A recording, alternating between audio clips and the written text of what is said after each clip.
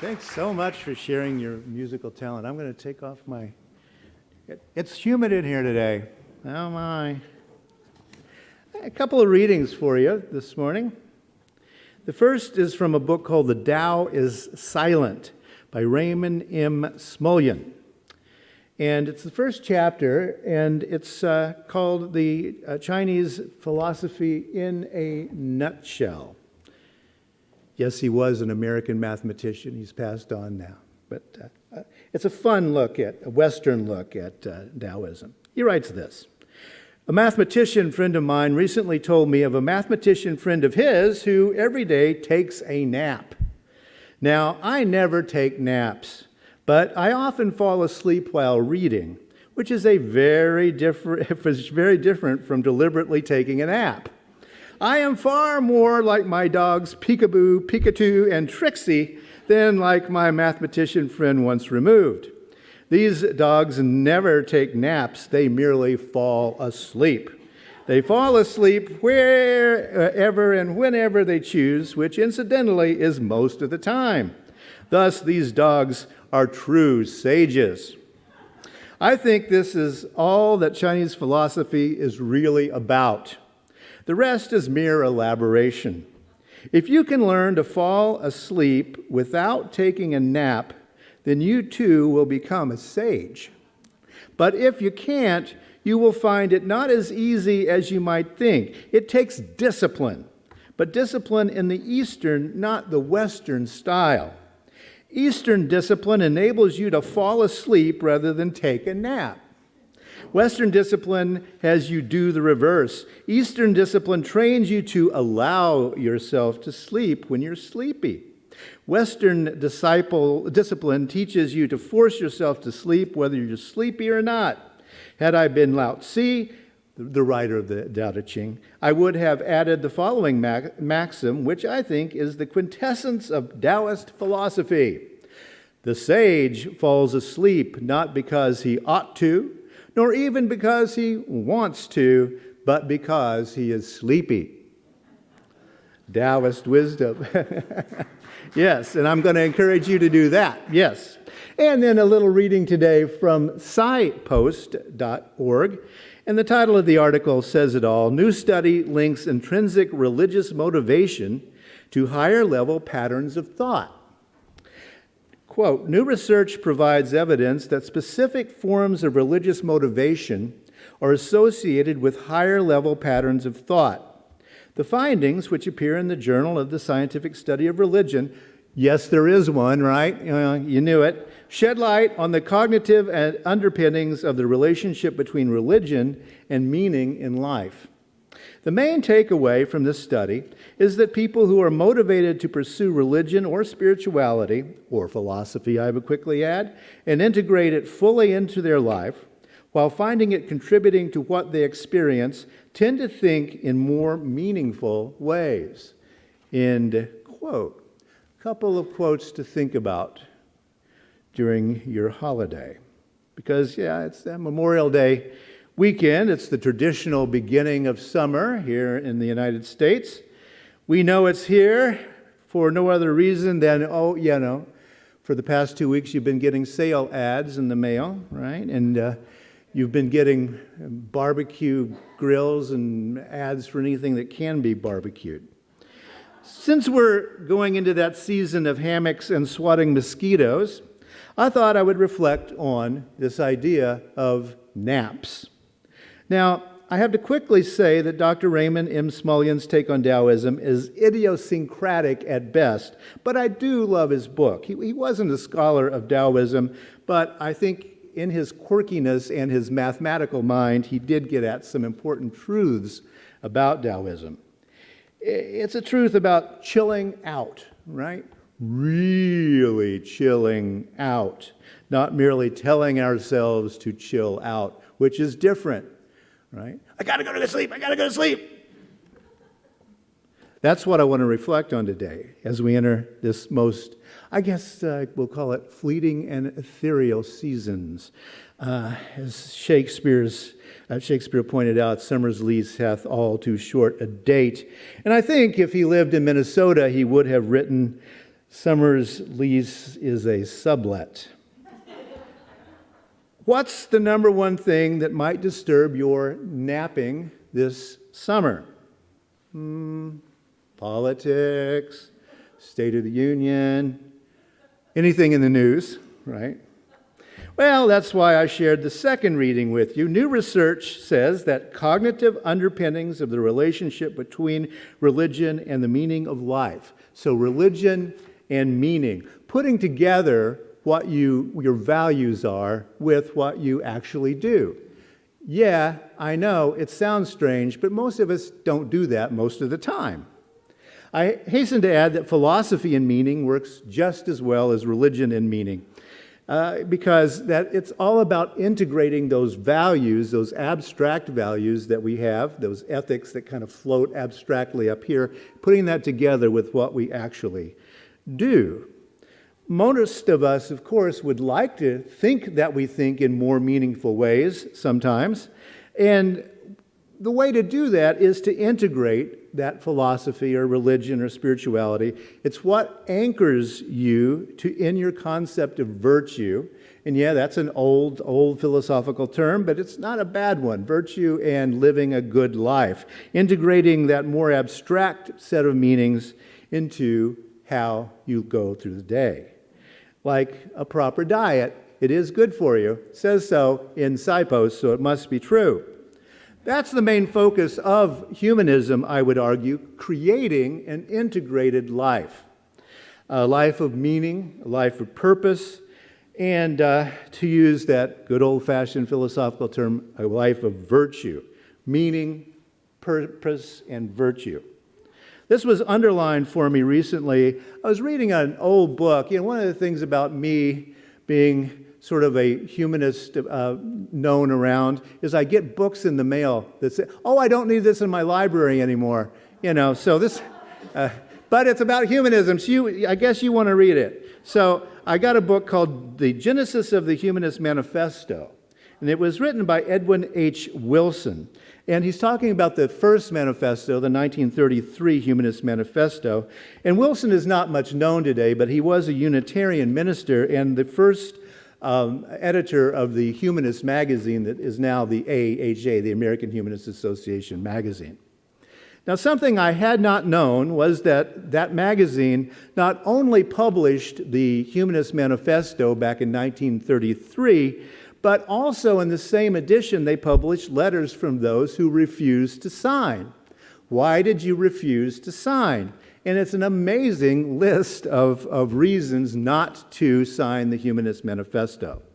On the one hand, there's this attempt to formulate the basic tenets of humanism. No one really knew what it was in 1933, so they were going to try to say, this is the basic list. We kind of think these things. It's a range of reflections, but also we get these critiques of, this just won't work for me. Now, there's two overarching reasons for not signing the manifesto as I was reading these.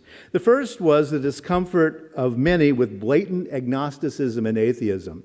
You're just going too far out there being that blatantly anti-God, basically.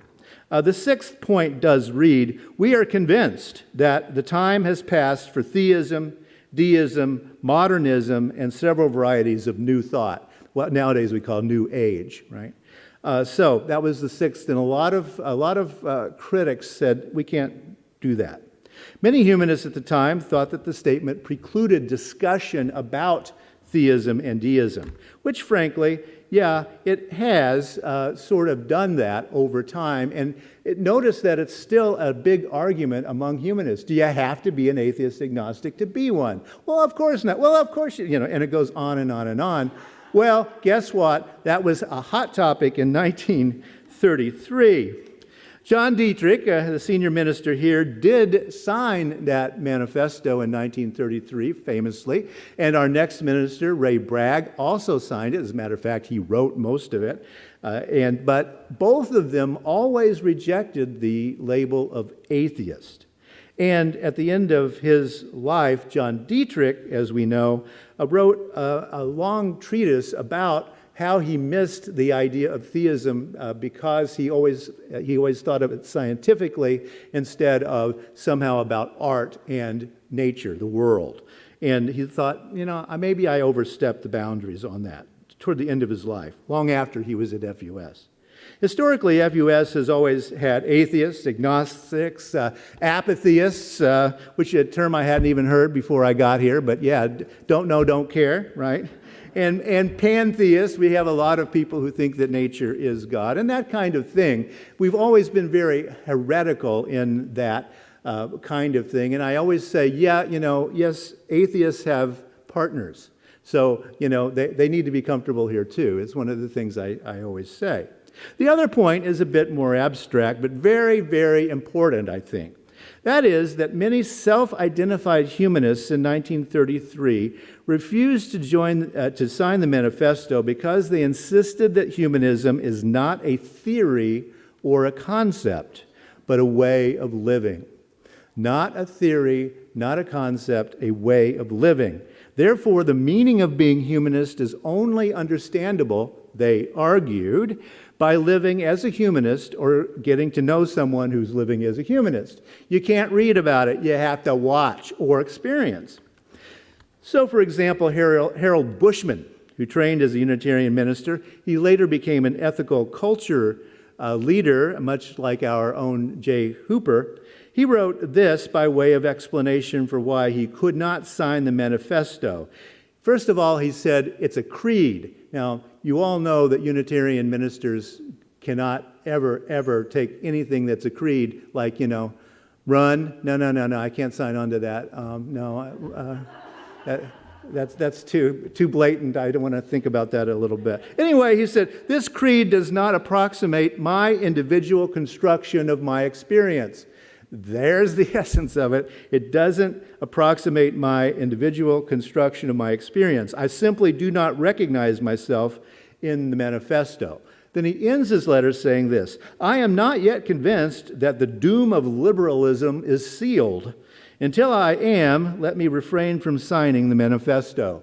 And so, yes, he thought that if we publish this thing about humanism, and yes, it was a democratic socialist claim about redistributing wealth and this kind of thing about how production wasn't working, because it was the Great Depression, of course.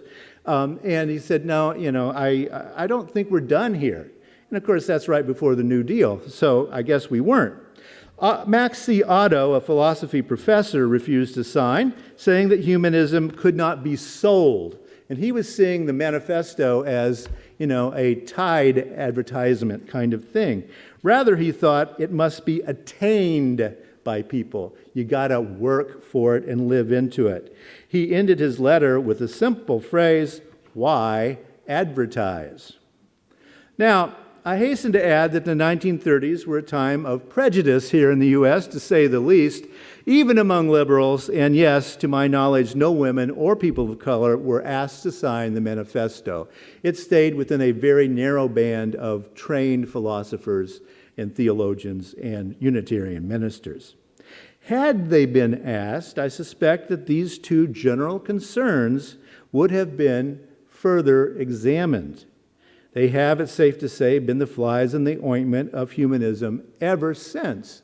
All you got to do is ask someone who knows something about humanism, and that's what they're going to tell you. Number one, a failure to complexly consider the question of theism, and two, a tendency toward conceptualizing, living in your head, in other words, rather than embodying a humanist life. But there it is, exactly as one of the readings this morning makes clear. The quote, the main takeaway from this study is that people who are motivated to pursue religion or spirituality and integrate it fully into their life while finding it contributing to what they experience tend to think in more meaningful ways. And yeah, I think that's good for you. And that's what I want to try to think about today. Now, let's consider two broad approaches to living a mortal life. As with all simplifications, it is a simplification, but I want to think about this as a way of clarifying my own thinking, and I hope yours as well. New York Times columnist David Brooks, many of you know that I'm a fan of his. because he started out as a Buckley Republican and is now slipping increasingly towards some kind of middle-of-the-road Republican, sort of, something that he says doesn't exist anymore. So it's kind of fun to watch him wrestle with this kind of thing. But last week he wrote an article called How Democrats Can Win the Morality Wars. And now he didn't mean Democrats winning the morality wars, right? Because he doesn't think that's a good idea exactly, but he does say some very good things. He says this, for example, politics is a competition between partial truths. And I think all of us probably ought to write that on the inside of our skulls. Politics is a competition between partial truths. Now, I would say that that's the essence of both true political conservatism, which we don't see much anymore, and true political liberalism, which is also kind of on the ropes these days. Brooks frames up the current U.S. situation as a clash of what he terms moral traditions. One is the progressive moral tradition that values individual freedoms, what Brooks describes as moral freedom ethos, the moral freedom ethos. And the other one that he terms, you are not your own ethos, the you are not your own ethos. Brooks writes this, the fact is the culture wars are not a struggle between the enlightened few and the ignorant and bigoted masses. They are a tension between two legitimate moral traditions. Democrats will never prevail on social issues unless they understand the nature of the struggle. The moral freedom ethos and the you are not your own ethos. Having been born into one of those, I think that Brooks is correct. I was raised in the you are not your own ethos. It's the default mode of poor people in Appalachia and the Ozarks. All my family, in other words.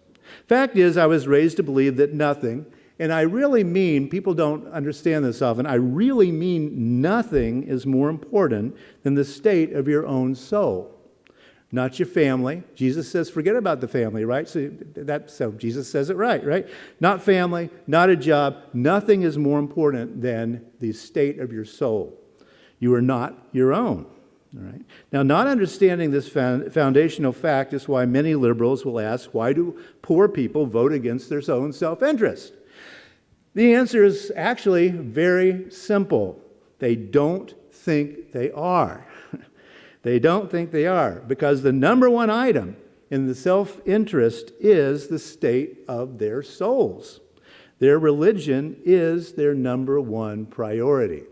Going to heaven matters more than American politics. The historical oddity is that in the early 20th century, the charismatic movement spread like wildfire among poor and oppressed people in the Appalachians and the Ozarks, but soon enough spread among the poor and oppressed all around the nation and then all around the world with the Pentecostal, apostolic, charismatic, and evangelical movements. No, they're not all the same, but they all have a common root. And even odder, now that movement has entered into other socioeconomic groups. It was just the poor, and just Southerners, basically, but now it's kind of everywhere. Among my people, anyway, this tradition also adopted the idea of inerrancy in Scripture. The doctrine essentially had to arise in that movement because Scripture is all you got. The ministers are not in any way educated. The congregations are not educated, so what are you going to do? You have one basis, and that is the Bible, and it's right. It's the way you do your church, it's the way you do your life. This is a movement that has no center and no hierarchy, and that's one of the reasons I think it spread so quickly.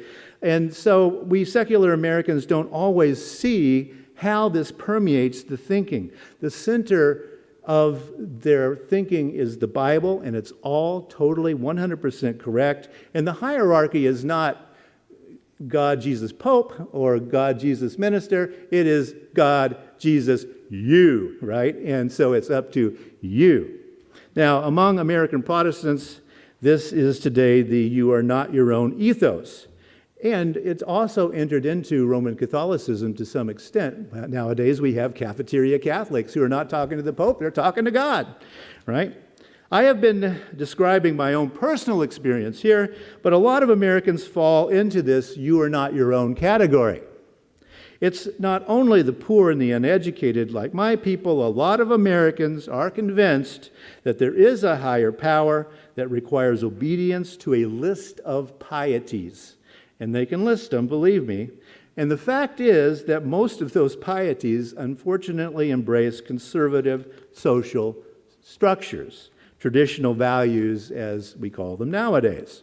And when you take a closer look, one of the amazing things about the gods, I've said this before, one of the amazing things about any god is that they always wish for exactly the pre-existing prejudices of the social group who believe in them. I've never, ever, have you heard a person say, "I know God wants me to blank, but I'm going to blank"? No. God wants me to hate, therefore I'm going to hate. Whatever.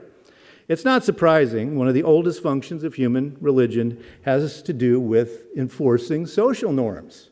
It did that for a long time. Now, let's take a look at the mainline traditions, the people across the street. We've got the United Methodists, we've got the Presbyterians, we've got United Church of Christ, Disciples of Christ, other Unitarian Universalists, and then humanists.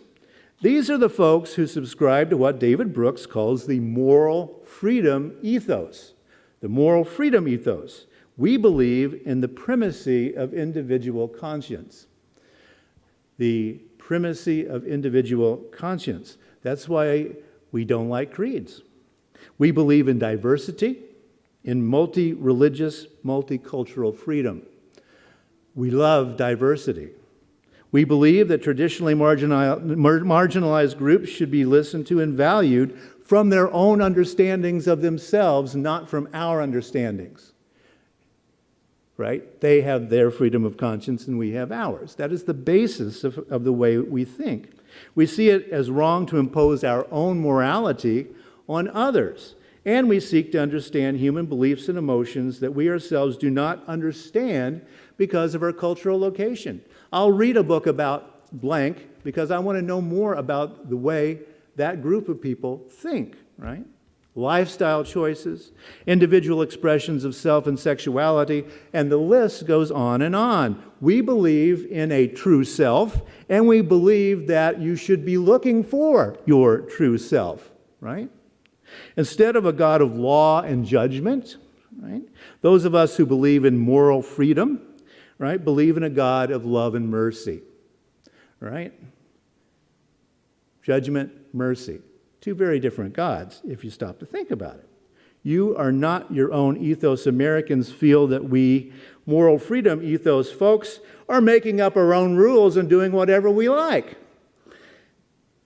And that's a little hard to say we don't sometimes.